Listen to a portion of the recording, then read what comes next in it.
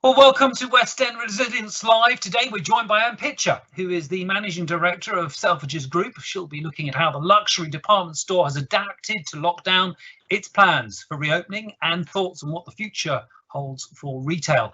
After those thoughts, we'll have a question and answer session, and you can put your questions to her, as always, by clicking on the question mark icon at the bottom of your webinar window. But first, let's cross over to Jace Tyrrell, Chief Executive of New West End Company. Jace. Martin, thank you very much indeed, and welcome back, West Enders, New West End Company members, partners and friends of the West End. Delighted to have you back on our West End Resilience Live with our partners at Microsoft this afternoon. Now, we've had an extraordinary number of people wanting to be part of this webinar, so it must be something to do with our inspiring guest speaker, who I'm going to hand over to in a moment. But I just wanted to start by touching on some of the reopening plans that you would have seen that we've published and come out in the last couple of weeks, and give you a brief update on where we are. And of course, during the questions session, we can answer any of the questions you may have as part of the West End reopening. So we do know we have less than 2 weeks now for retail to start to reopen in England and across the rest of the UK. And hopefully our hospitality partners and businesses will be able to open from the 4th of July also.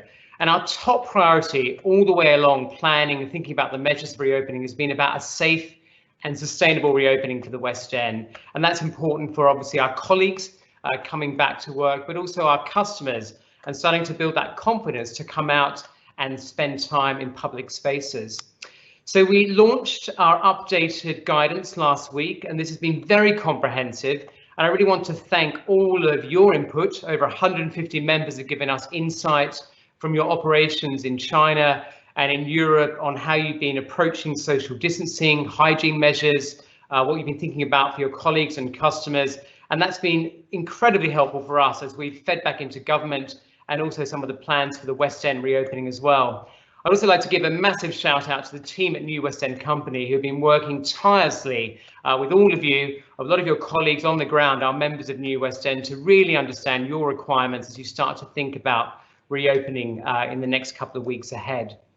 So our guidelines are split into 3 areas. Firstly, we have our guidance, and we've been working incredibly closely with government to really represent your views, your insight. We sit on a couple of task forces looking at retail and also hospitality to make sure that the guidance they are preparing and proposing actually has your input, and we're representing your views there with national industry colleagues as well.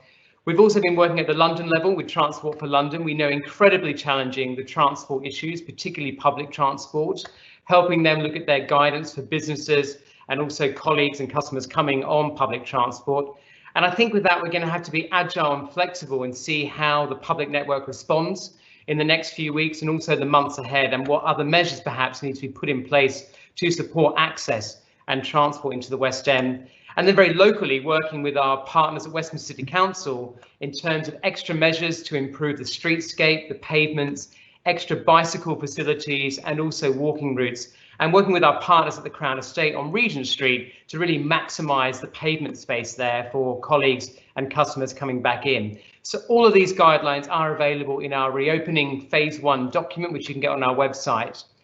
The second area is really the measures that we're putting in place on your behalf in the public spaces. So you obviously are looking at your own businesses and what you need to put into your own operations, your own safety and hygiene measures. We've also been thinking very hard what we need to do to make sure the West End have a standard of safety that's really going to give that confidence and reassurance to come back into the area. So you'll see additional signage, you'll see sanitisation spots, there'll be extra security and social distancing wardens that are going to help. Queue protocols, which we've listed extensively with Westminster Council in terms of how you should approach your queuing outside your businesses, and also extra measures to move around the area as we have different demands on trading hours, and making sure we can coordinate those and make them more consistent right across our area as well. And the final area we're thinking about and evolving is our advocacy on your behalf. So what are the policy measures that you need at a government level, at a London and local level, that's really going to help you and your business have a safe reopening in the coming weeks and months ahead? So the 3 top areas we're focused on at the moment, this issue around 1 metre or 2 metres, in terms of social distancing. We know that WHO is saying 1 metre is the guidelines globally. We know that other countries in Europe and other parts of the world are regulating around 1 metre. So we're really encouraging the government to have another look at this, to think about the implications of 1 metre and 2 metre, and particularly for our economic recovery. If we move into autumn and Christmas, it could be quite challenging if we continue with the 2 metres up to that period and trying to navigate in that time ahead for our customer and colleagues. The second area is around opening up our public spaces. So can we look to pedestrianise some of our streets, outdoor trading, licensing, perhaps different hours of trading, different uses of our spaces, particularly over the summer when we have hopefully some better weather than we're having today. We can continue to attract visitors and our workers to the area with outdoor trading that's really going to help our hospitality sector as they start to reopen in a safe way. And the third is this quarantine measures. There's been some more announcements today by the government, but we feel this is going to be very damaging the longer we continue with quarantine at international visitors and airports. What we do need is a level playing field with other countries around Europe. We need to make sure that the quarantine doesn't become a proxy Brexit negotiation with our friends in Europe, and actually set some standards that encourages, not immediately, our international visitors, but certainly into the medium and longer term. When our international visitors think about London and the UK, we need to make sure that these quarantine measures aren't a reason not to choose us in the future, particularly as we think about this Christmas and moving into 2021. Of course, we cannot compromise on safety, but we also need a level playing field to really help the economic recovery of the West End. So as I say, all of this information is on our website. We're constantly updating our guidelines. I really want to thank you for your continued input, and also if you're not receiving the information, you'd like some more updates or insight from me or the team, please do get in touch, because it's really important we continue in this West End family to work together and to navigate this very unprecedented period for us all and have a safe and sustainable reopening in the coming weeks and months ahead. So I'm absolutely delighted that one of the great phenomenons of retail, Anne Pitcher, has been able to join us today. She's promised to give us an insight on how they've approached the lockdown and adapted during that period, thinking about the gradual reopening of one of the greatest department stores in the world. I have to say they have already opened their food hall, and I was fortunate enough to have some time in there on Sunday, which I had a very good experience and got some great fruit and vegetables from the food hall. And also probably a question we're all thinking about at the moment is, what is the future of retail, luxury sector, the customers of the future for the West End, and how we're going to have to adapt to this new normal and repurposing both our offer in the West End and also what our customers are expecting and would like from us. So really grateful that Anne's given a time for us today. And Anne, over to you. Thank you. Hello, everybody. Good afternoon. And thank you, Jace, for that build-up, the introduction. So I'm delighted to be here and to have the opportunity to share some of our reflections on retail in lockdown with you all. Like everyone on this call, I had big plans for 2020. Running a successful business, especially a luxury fashion business, is about predicting the future, knowing what's coming next and what people want before they do. And up until this point, I think we've been pretty good at it. I find it funny, although not really funny, haha, that the messaging that was in our store before all this happened was Happy New Decade. A pandemic, potential economic collapse, and protests across the world. Happy New Decade indeed. If you work in retail for as long as I have, you sometimes feel like you've seen it all and that there are no surprises left. In my time, we've experienced ram raids, terrorist threats, power cuts, flooding, and huge social upheaval. But the realization that I would have to close all 4 of our stores for the very first time since the Blitz, and for God knows how long, was a very new and very difficult thing to get my head around. But we always place our customers and our teams at the centre of our thinking. It was the right choice and it was the right time to do it. With our doors closed, we've done what any responsible business would do and reviewed our position. We reviewed our cost structure and investment plans. We reviewed our ambitions and our ideas for the future.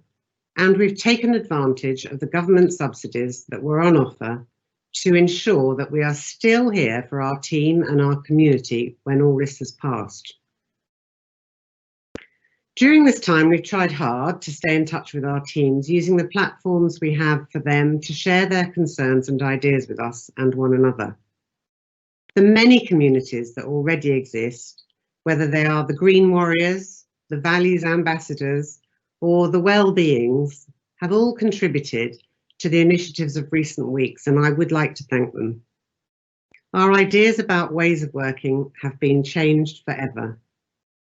Can it be true that trading meetings on Microsoft Teams might be better than one in the boardroom? Might some of us be working from home forever? Now, the first way that we adapted was hardly a moment of genius business savvy. We had lost our 4 physical stores, so we just directed all our focus onto the digital one, and it worked. We've more than doubled the size of our online business in 2 months. But we didn't do that by just trying to push more stock out or aggressively discounting. We did it by treating our digital storefront in the same way that we treat our stores.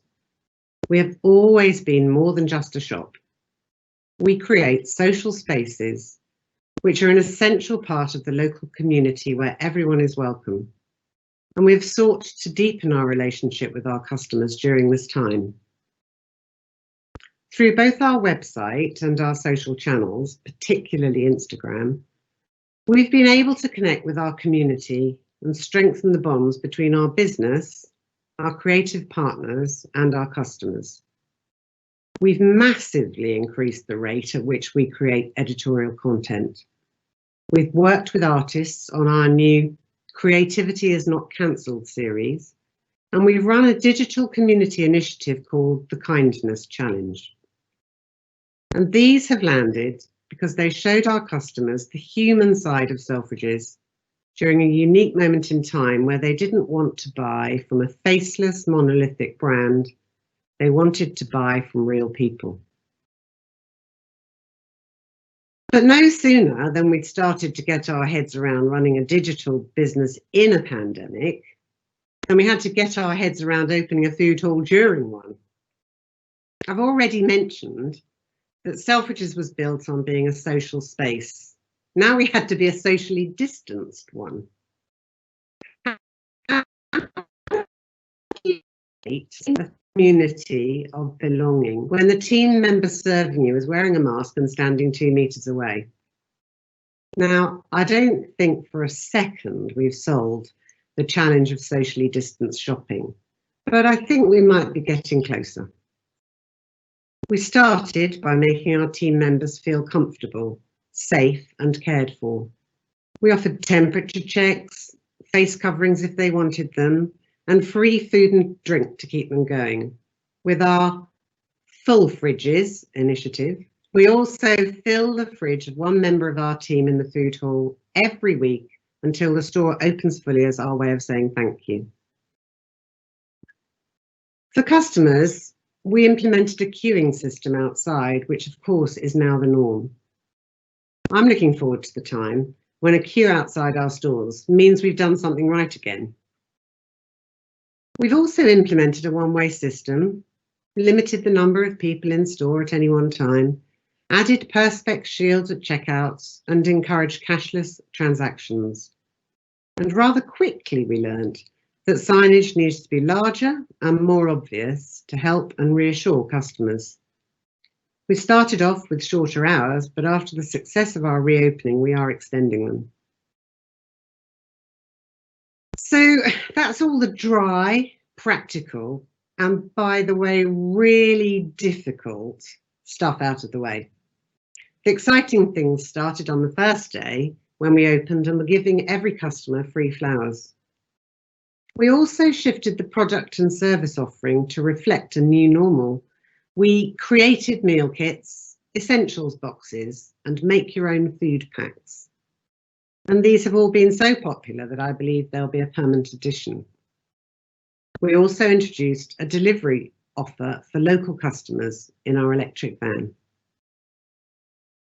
And I must admit that doing all of this has made me think about Selfridges and its position in the West End even more.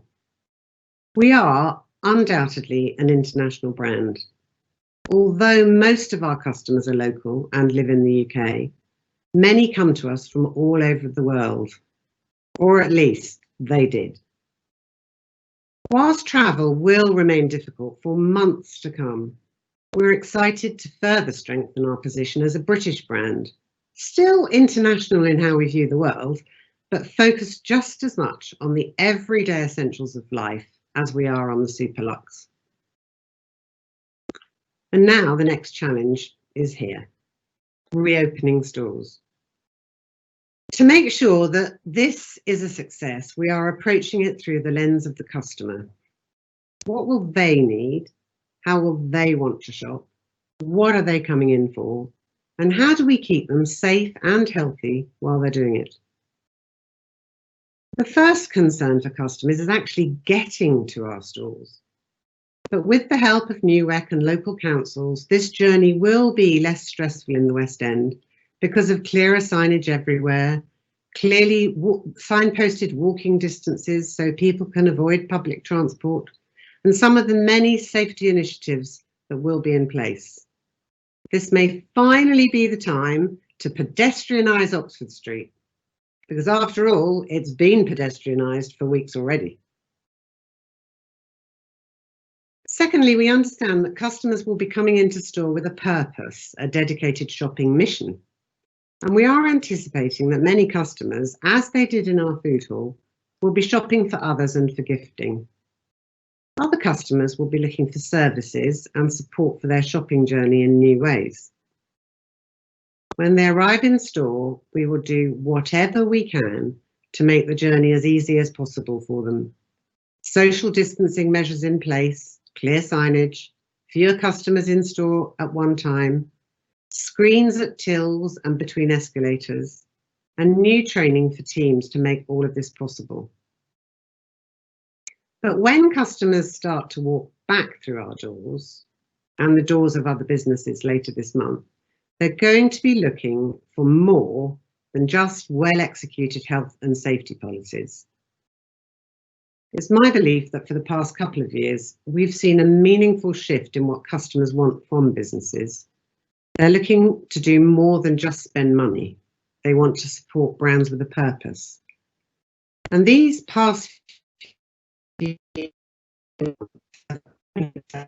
desire. So when I'm asked, what is the future of retail? My answer is very simple, purpose. And that future is nearly here. For Selfridges and the wider Selfridges Group, that purpose is to create a sustainable future for retail. As I'm sure most of you know, we've been working at the intersection of retail, sustainability and luxury for a good few years, really since 2011 and the launch of Project Ocean. And this emerged not just because it's something our customers are passionate about, but because that is a passion that runs through our entire business, from the most junior team member to our most senior leaders. Purpose is not something you can just switch on. It's something that has to be embedded in every level of your organisation, and it needs to be a part of every decision you make. We want to take the lead in our industry as an agent for change, by exploring and delivering on our promise to be a brand they trust, by respecting people and planet. That is our purpose. And that means our destinations, our experiences, our products, and the way that we treat our people all need to have sustainability at their core. Now, having said that, I don't think this means that every business should be desperately running around trying to find their purpose before they reopen later this month. This is an ongoing process that needs to come from an authentic place for customers to trust that this is a meaningful commitment, not a marketing exercise. But I do believe that in future, brands will be judged according to how they do business, not just the business that they do. and we ignore that at our peril. As you all know, this series is called West End Resilience. But as I look at the challenges we're faced with today and the challenges that are coming in the future, whether that is a global pandemic or changing customer expectations, it's my belief that resilience is not enough on its own. This is not just another storm that we can weather with cut budgets and careful planning. Instead, we will all need to be adaptable. We need to learn lessons from the cafes that have become grocers, from the fashion designers that are making PPE, and the Michelin-starred restaurants that are doing home delivery.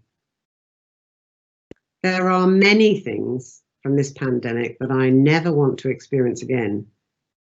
I never want to hear somebody say, unprecedented times. I never want to guess what 2 meters looks like. And I never want to be on another video call. Oh, sorry, current company excluded.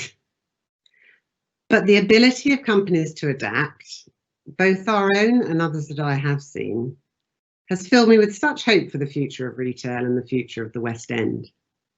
If we can keep that creative and adaptable thinking going when the pandemic is just a distant memory, and if we can all find a purpose, then we have a bright future ahead of us all.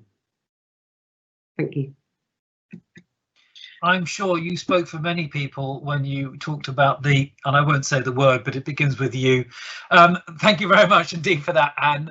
Let's do some questions and some answers now. Just a reminder, click on the question mark icon, which is at the bottom of your webinar window. Type your question in there. If you can put your name in, it would be much better for us and more interesting for people to know where you are writing and questioning from, but you don't have to if you don't want to. And let's go to one person who has not given their name. This question to you, Anne. Other than pedestrianisation, how else would you like to see Oxford Street evolve? That's a good question. I mean, there's so much that we know was difficult already. And I think this crisis allows us the opportunity to think what more or how fast we can accelerate some of those work streams that are underway. You know, if everybody's going to come into the West End on a bicycle, where are they going to park them? That's why I suggested right down the centre of Oxford Street. Forgive me for taking the opportunity.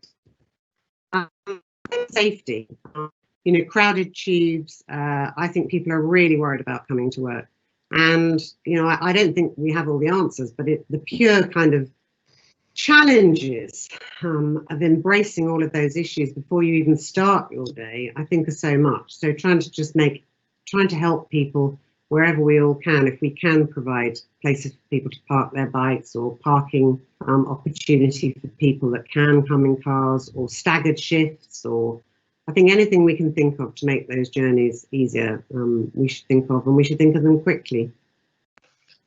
Okay, question here from Sandy. What will happen to multi-sensory experiences that Selfridges does amazingly well? I mean, I'm not sure quite what multi-sensory experiences mean. Clearly, there are a number of services that in the short term we won't be able to provide. Those will be the more intimate experiences. But on a larger scale, some of the things that I love about Selfridges is when it's dark and dismal and raining outside, and you walk into music and bright light and a sense of happiness and experience. I think those will all still be there. And we will do our absolute best to turn that music up and let everybody have a good time. There'll be more complicated things. You know, beauty is probably quite challenging because of the, you know, on-counter experience, but with great beauty advisors who are friends with their customers and can have a conversation on so many different levels. I think we'll try new ideas and ways, but this sense of experience on every level, sight, sound, smell, I think we've been good at that, and we will continue to do our best. The little gift of a bouquet of flowers when people visited our food halls was an example of how we delivered it, and how very much it was valued as going the extra, doing something extra special to reward, you know, the effort of coming into the store or getting to the store. Talking about getting to the store, how have the team been adapting to the topic of commuting? All of the teams are most stressed about this, and it's helpful to know and hear what your experience is. That's from Matt. Yeah, I think that's the number one thing, really. I think when we opened the food hall, our teams were just, first of all, really worried about how to get to work. And we treated that with a lot of sensitivity. You know, those that were super worried, then, you know, they haven't come back just yet. Those that have come back, I think, once they've managed to sort of negotiate the train or the tube, when there's almost a sort of sense of relief when they come through the team entrance and the temperature checking is in place, the journey to where, you know, their location is carefully marked out. They know immediately that they're well taken care of. I think there's almost a sense of relief upon arrival. And, you know, we mustn't forget, I think we're all dying to get back to work, or many of us, I hope, would say we are. But the sense of friendship and the team spirit that exists within our organisation, and the sharing of the challenge of coming to work, and the opportunity to discuss everything with one another, has been hugely powerful. And our teams, you know, talk to one another across many platforms, and, you know, this sense of sharing a problem shared or an experience shared has been really valuable. But my sense is when they get into the building, there's been a sort of sense of relief. A question here from Vanessa Kenley, who is writing from Dress to Party. Are Selfridges lobbying the government regarding quarantine measures from Middle Eastern countries who spend close to £1 billion in the UK over the summer months, I should say? Mm-hmm. I mean, we have great partnerships with NUEC and with BRC, and we generally tend to lobby through those groups. I think that creates a more powerful communication channel. I think, you know, as I said, we appeal to a local audience, but we will miss our international customers. Fortunately, we do deliver to 130 countries around the world through our website, and that has been a useful opportunity and an important channel for us of recent times. I think the whole travel conversation about you know, planes, quarantines, I think it's a huge conversation. I think London will take a long time to recover, and I think whatever we can do, we should ensure that, you know, we make sure we can do whatever we can do. And we shouldn't forget that we need to make their life easier when they go home. We mustn't forget initiatives about tax-free shopping, making that experience easier when they are returning home from the airports again. You know, while they're not here, let's not forget, or let's take the time to ensure that we embrace some of the challenges that our international visitors have when they come to our country. Let's not let them go away. Let's deal with it right now. And let's not also forget this word called Brexit, by the way. You know, is the UK going to be tax-free next year? And what could that be worth to the British economy? I think just because people aren't visiting us doesn't mean we shouldn't bring to life that active international travel, all of those conversations that sit around our international travellers. Let's bring Jason on the subject of the quarantine, because it's been a very controversial issue. Lots of chatter and discontent, I think, on the back benches of the Conservative Party, at least on that issue. Jace, your thoughts? Yes, I mean, I think as Anne says, we have coalesced as an industry. It's not just damaging potentially the next month or 2 months ahead. Obviously, safety is in top of all of our minds. It's actually the knock-on impact for perhaps later this year into next year. And I think what we would argue as an international centre with a client base that is global is we have a level playing field, that actually we do it in a safe way, but we don't put up barriers that's going to stop us and our customers thinking about booking to come to London later this year into next year. So important for our cultural institutions, for our hoteliers, and of course retail. I mean, 1 in 5 Londoners actually works in retail, hospitality, leisure or tourism. So it's so important for the jobs and the social purpose of Londoners as well. So we hope the government is listening. There's been enough sort of lobbying, if you like, and a disquiet amongst the MPs and the backbenchers, and perhaps we'll see a climb down in the next couple of weeks, and maybe it's temporary. I think the other watch out, and Anne did mention Brexit, is that we don't use our travel quarantine as a proxy Brexit war as we continue with that vital negotiation. You already can see a bit of tick for tack from France and Germany and others. So I think we need to be mindful that we don't get all assumed and consumed into that debate on Brexit and using our quarantines. But let's hope it's about safety first, which is obviously priority for all of us, and we can get to a level playing field pretty quickly because it's very important for our international centre and the West End's future as well. Just to touch on tax-free and some of those other measures, of course, they are really important, and I totally agree with Anne that actually our time is now to keep government focused and all those officials that aren't focusing on COVID on some of these more structural changes that we need to help repurpose and the West End to recover in the future as well for our international customers. So top of mind and also running in situ when we talk about COVID recovery as well. Thanks for that, Jason. Let's return to the questions, and this one to you, Anne, from Paul. Do you think that the retail business models that depend on volume sales can survive social distancing? Yeah, that's a tricky one, and we're all wrestling with how much money can you take if the number of customers in your physical space is finite. The one thing I would say is none of us really know what's going to happen, and you know, I've always thought that when somebody puts up a hoarding, the initial reaction is to say, well, we're going to take 20% less because we've got 20% less space.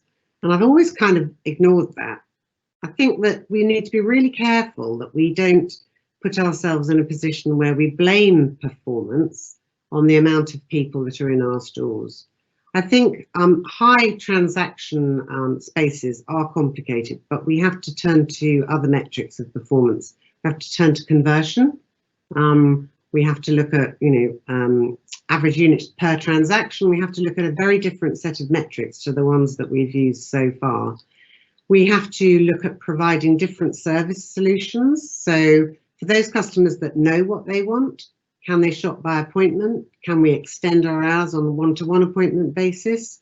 I think we have to look at every single opportunity we have to manage sales in whatever way we can. So we've got the digital opportunity, which I think we all feel will be, for those of us that have digital platforms, it will be much more of an opportunity in the coming months.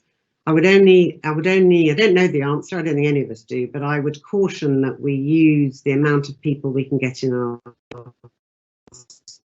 stores for performance. We've seen so far as we're opening up around the world is we have magical conversion numbers that we would all have died for 6 months ago, that people are on a mission, and with our inability to sell coffee or open our restaurants, the average transaction values do seem to be higher, but I'm not sure if it's because those faster, you know, a coffee or a salad aren't part of the whole.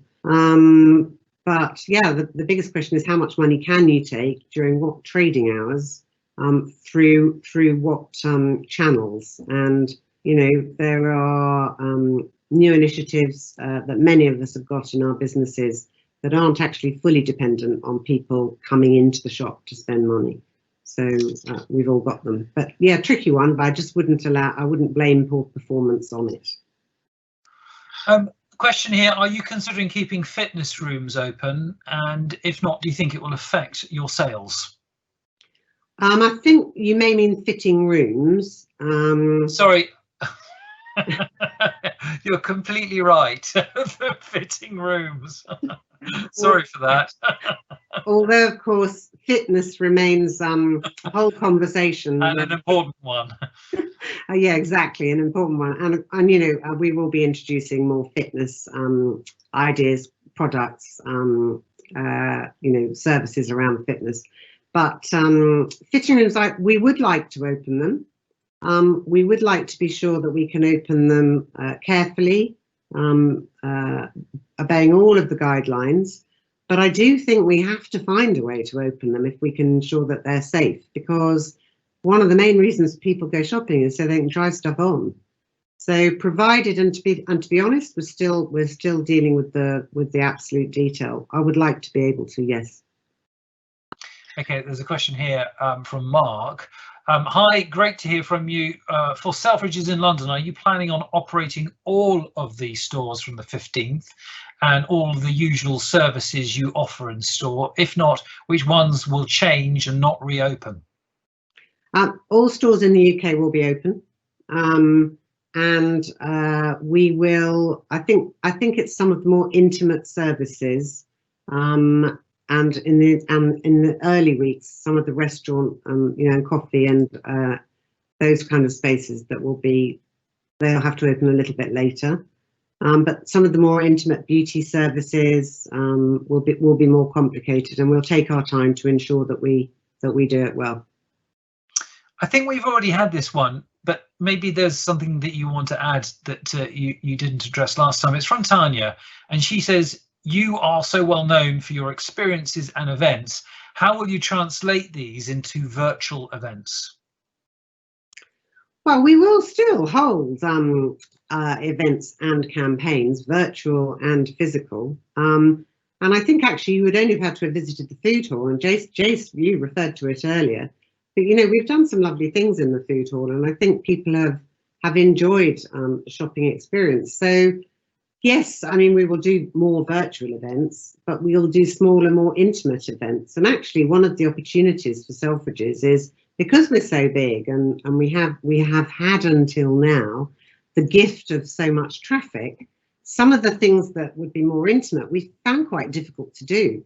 I think this is a real opportunity to narrow in and zero in on more intimate experiences for fewer friends at a time, and be more special to more people. I think this relationship we have with our customers and our friends is really important to us, and it may be easier to do them on a smaller scale.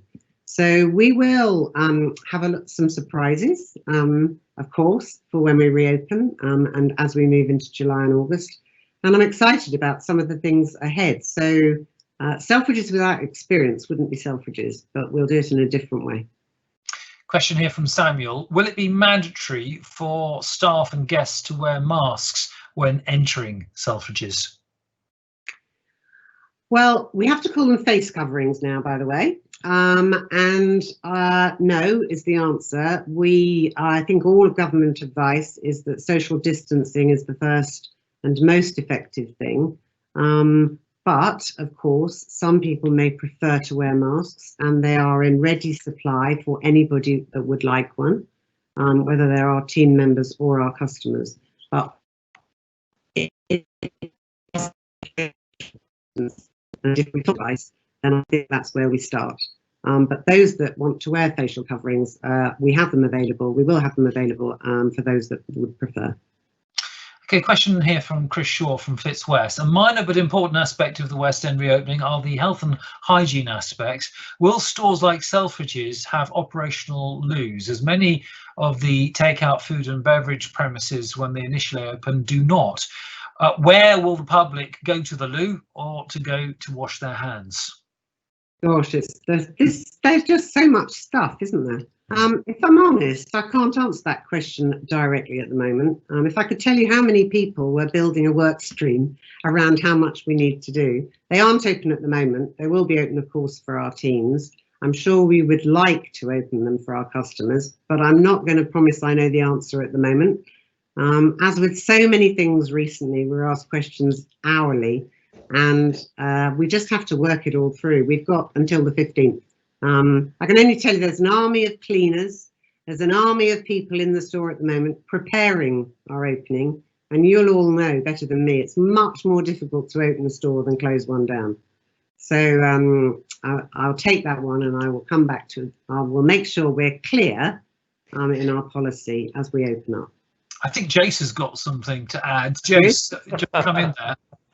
Okay, talk about loos. I mean, a serious point. We know that our local residents are concerned about this, and we need to think about, as Anne says, all the safety and hygiene measures. And a bit like shutting down a store and reopening, it's far more challenging to reopen the West End. And you say a number of work streams really thinking about all these points that we need to consider.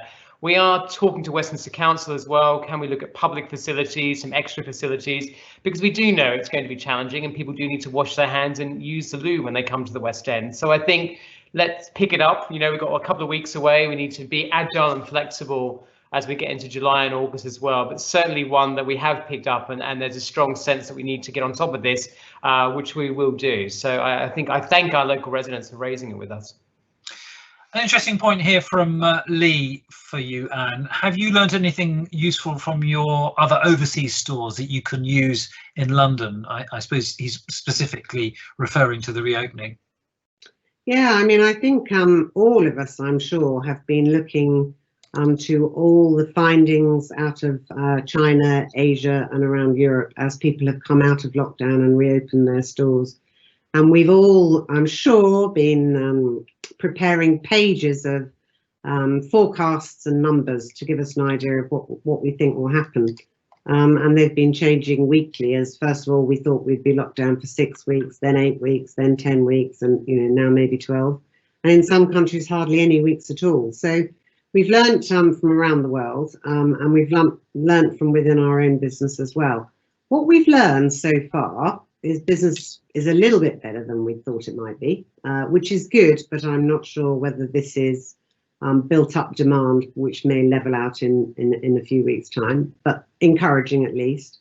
That people really are going shopping for a purpose. And I talked earlier about shopping missions, and it's really useful to understand what they are. That people really value health and safety and want to trust that you've taken care of all of that stuff. And that those that have been there all the time we've been closed, that we've kept in touch with them and they've really valued it. I think our role in the community has been really, really important. When we reopened the food hall, the first kind of 5 or 10 customers who came, who we know well and come to us frequently, sort of said, "Oh, thank goodness you're back." And it was so fantastic to experience not only the way our teams felt by being back together again, but that it felt to be back with our friends, our customers. And so I think there's lots of learnings. I think we're learning every day. One of the things that's most difficult about all of this, and we may have said it earlier, is it's not like there's a rule book. It's not like you can go to page 6 and find out what you're supposed to do. But we are all learning together, and I think there's been more collaboration across countries, across brands and businesses than I've ever seen. And I think, if we continue with the collaboration and the conversation that we've shared with one another, then I think we'll be stronger in the future. A question here for Jace, actually, in the first instance. You might want to come back off the back of it, Anne. If you do, just come straight in. But Jace, the question is what are you expecting the first few weeks to look like for footfall in the West End when people are still being encouraged to work from home for the time being? When do you believe it will bounce back from the information that you have received to date? Well, let me get out my crystal ball and start to think about that. I mean, we've had a lot of insight of that demand, and I think, as Anne says, those first couple of weeks you've got mission shoppers, very, very high conversion, and it does obviously patter down and settle. I think we all recognise in the West End, half of our customers are international and UK tourists. And I think obviously we'll hope to see some of our UK tourists come back later this year, but it's going to be very much a summer of our local customers, our Londoners. And actually, what a wonderful opportunity to experience the West End in a way that you probably never had before, with all the cycling and walking and not having all those tourists for some time in the West End. Of course, our office customer, the people that work above our wonderful restaurants and retail, will take some time to come back as well. So it will feel very different, and footfall will be very different for some time. I think, as Anne says, it's about those experiences we're creating when you do come and the time you spend, and actually nurturing our local customers who are really important to the area. We will be increasing our insights, so every day for the first month, then weekly and monthly, continuing to track the footfall and sales. And of course, our access to future airline and hotel data. We're already seeing some patterns emerging for autumn this year, for Christmas, hotel bookings at 50% in the last 2 or 3 months of this year. So really important that we have that insight. we continue to provide that to our members of New West End Company and also start to plan some of that. But I think we all recognise this year is going to be completely different. There are still some unknowns around what's going to happen with the virus, the social distancing, how the customer is going to change, but it's important that we continue to share and learn. And obviously that feeling of collaboration that Anne talks about, I mean, I also was struck by how we as the West End family have really come together, which we've talked about on previous ones of these sessions, of supporting our local community, working perhaps as competitors together to find solutions and to collaborate. And I really hope that that purpose of the West End continuing that collaboration is only going to build, because actually it's going to be fundamental to our success and our own sustainability in the future as well. But keep tracking the footfall and demand. We'll keep sharing it with you, but it's going to be obviously very sub-economic for quite some time. Question here. It's a big question. I'm going to put it to you, Anne. If it's almost too large a question to address, and it's not specifically related to reopening, then feel free to bat it back. But the question is this, and because it is an important one: how will you address the issues and conversation around race and diversity at the moment, and how do you think large brands can express their feelings with sincerity and purpose? Well, I was kind of waiting for that one, so thank you very much. I mean, here we all were managing COVID-19 and coming up with an action plan to return to work. And suddenly this dreadful situation escalated hugely fast. I think the first thing that we did was we looked to ourselves. We probably took a little bit too long to respond, if I'm honest. But we looked to ourselves, and I'm really proud that we have an open and a very inclusive community at Selfridges. And one of our values, one of the values by which we live, is that we show respect. And within that, we have many different communities within the organisation dedicated to diversity and inclusion. But the reality is that we can always do more. And so we did join the debate, and we did call out that we support the conversation that Black Lives do matter, but that it is, and that we can do more. And so I think being honest, looking into your spirit, understanding who you are, and bringing that to life. This is about trust. This is about how our customers trust us, and it's about how our teams trust us as people to work for. And I think, to be honest, and look with integrity and honesty back into your organisation, we actually went back and shared with our teams and shared on our social posts that we would welcome anybody's thoughts on how we can do more and how we can be better. But I think we have strong it's not been easy for anyone, and we've seen many fail by probably, with all the best intentions, trying to join the conversation. And so I think you have to look within first. If we took a little long to respond, we were sure that what we found inside was a commitment to diversity and inclusion, but we pledged that we can do more around this conversation. Let's move on to something a little lighter. This is from Claire. How will you operate the wonderful shoe heaven? Will clients be able, she's probably talking about herself here, to try the shoes on? You will be able to try shoes on. Yes, you will be able to try shoes on. It was one of the first things I checked. We will look after them after you've tried them on, and there'll be a period of time before which they can come back out onto the shop floor again. But, I think in every way and every measure, when we're thinking about coming back to work, why would you go shopping? That's the question to ask. Why would you go shopping? And so some people may prefer to take them home and bring them back. Some people may prefer to shop online. But it's one of the areas that is more complex. I think that, whatever we do, we pride ourselves on our creativity and innovation at Selfridges. I think we're famous for it. And we just have to be innovative in all the ideas that we come up with, whether we talk about the events, the question that came up earlier, whether we talk about bringing the store to life to kind of have that experience. We are really creative in our thinking. And, I'm proud to say that some of the ideas that are coming to the fore are really inspiring, but I'm not going to tell you all what they are at the moment. A question here from Nick Tite. How do you expect to navigate the challenge of peak trade in the new norm? As retailers, our profitability is disproportionately driven in Q4 and reliant on so-called Black Friday, Christmas comes early events at Selfridges and the penultimate weeks pre-Christmas. What is your trick to ensure that your most profitable quarter doesn't fall short? I mean, this is one of those things, isn't it? And it would be interesting to know what Jace would say about this, especially from a sort of traffic perspective. But we've all been dying to get out of Black Friday for about 3 years. I mean, it's an unmanageable peak in our business that has robbed Christmas of its true value. And I think this may be the opportunity we all needed.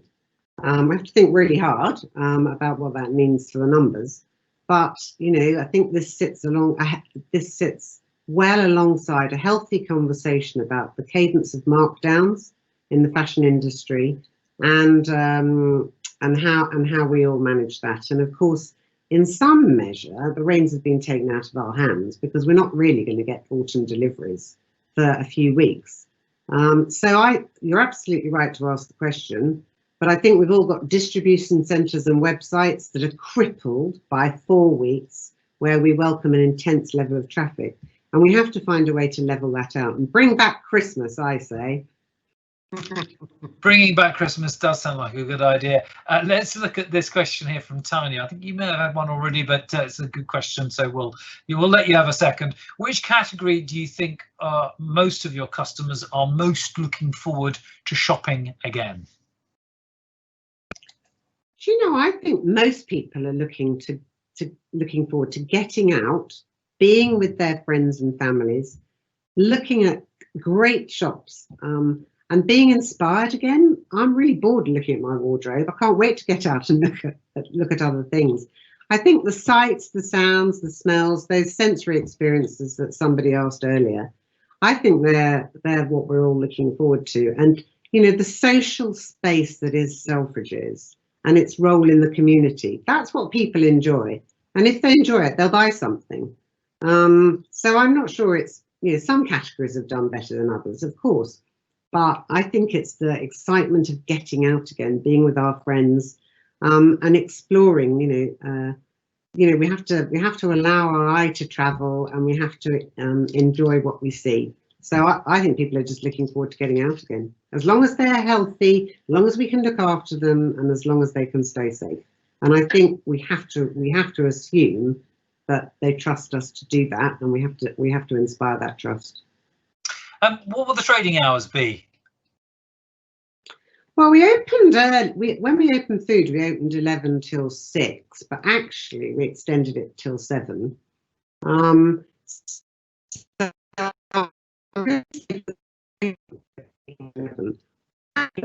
From other businesses is that it's okay to change your mind or to change things. So you might start 11 till 6, you might decide to extend 11 till 7. You know, we're going to have to learn on the job here, and you know, our agility as operators, I think, means that we're going to have to be quick and careful to make choices and decisions. So how we start kind of 11 till 6 or 7 feels kind of what we're all headed towards in the West End. It'll be different. I think it's probably different in Trafford, which may be more hours, you know, guided by the centre itself. But I think we should be open-minded and flexible. I think we might need to welcome people privately to our stores. We might need to, do a million things. But what I have learned is it's okay to change your mind. Okay, we've got time for just a couple more questions. The penultimate one is this for you, Anne. Do you think our new lifestyle will change the fashion industry in the long term? Will this push streetwear trends even further? I think they're sort of thinking about people working from home more and perhaps not looking to necessarily power dress in the way that they would have done previously. Well, it's interesting, isn't it? I mean, undeniably, of recent weeks, we have done incredibly well with a more relaxed approach to dress, I must say. However, I can't wait to get back in a pair of high heels and a dress and any opportunity to change. I think we'll have to wait and see. But but I think, you know, people still love fashion, and there is still a hunger to look different every day and enjoy. The very enjoyment of fashion will never go away. Streetwear's been on the increase for a long time, but you know, that people always want to feel special. So I think it's too early to say, but definitely the signs have been there over recent weeks. And this last question from Sarah May: are Selfridges planning to delay the summer sales start date? Yeah, I think so. I haven't got a date yet. There's, you know, this is the most difficult year any of us have ever experienced. We've been closed, by the time we open, we will have been closed for nearly 12 weeks. We've all got millions of pounds worth of stock we have to get rid of. And so that's going to be long and hard. But there's also millions of pounds worth of stock that we bought that isn't actually coming in. And many people have been unable to make and deliver to our order book. So I think it will take longer. I think it's going to have to take longer. I do think the amount of customers we can welcome into our stores is one of those measures. So typically we would have been on, you know, full on sale towards the end of June. It might be a little later, but it doesn't mean that there shouldn't be targeted markdowns now, and bigger markdowns over a longer period of time, I think, is probably what it seems, what we're learning anyway. And thank you very much indeed for that, and thank you for taking part. Sorry we didn't get to all of the questions and indeed the answers. There were many of them, but we obviously have to finish on time. Next week we are taking an international view as we welcome Thomas Moyston, who is Senior Vice President at Global Blue. He'll be looking at consumer sentiment in key international markets with new research on when overseas visitors are likely to return and what they'll be expecting. We'll also be joined by Ewan Venters, who is Chief Executive at Fortnum & Mason. He'll be sharing his experiences of reopening stores in the Far East. Join us if you can on Wednesday, the 10th of June at 4 p.m. for the next webinar. For now, thank you for joining us. Goodbye and keep safe. Thank you.